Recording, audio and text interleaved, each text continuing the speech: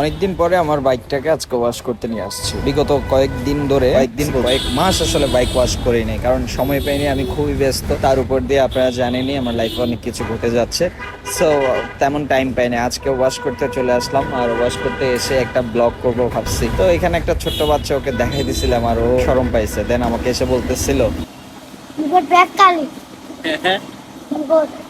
কালি কালি না মানুষের মুখত কালি না থাকিব, মাইয়া মানুষের মুখে না পরিষ্কার থাকে।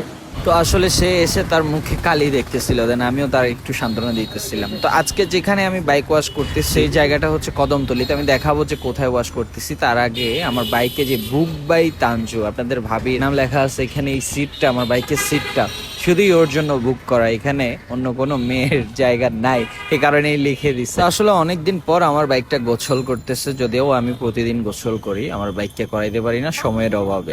যদি তার জান থাকতো সে নিজেই করে নিত। তো আপনারা দেখছেন স্কুটার, এই দোকানটাতে আসলে বাইকটা চকচকা ওয়াশ হয়ে গেল, এবং এই মুহূর্তে আমার বাইকটাকে খুব সুন্দর করে মুছে ফ্রেশ করে দেওয়া হয়। বাইক ওয়াশের পরে একটু ইলেকট্রিক্যাল প্রবলেম হয়, যেহেতু পানি ঢুকে, তো লাইটগুলো একটু চেক করতে হয়, লাইটগুলো জ্বালায় রাখে এই কারণে। তার আগেও আমি বাইক ওয়াশ করছিলাম, তখন আমার লাইটগুলো প্রবলেম করতেছিল, তো আজকে জ্বালায় দেখলাম, তো আমার ইঞ্জিন লাইটটাও জ্বলতেছে। দেখেন একদম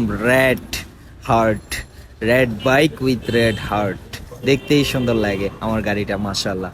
তো ওয়াশ করে নিয়ে আসছি গ্যারেজে আবার ময়লা হওয়ার জন্য। সো গুড নাইট, ভালো থাকবেন।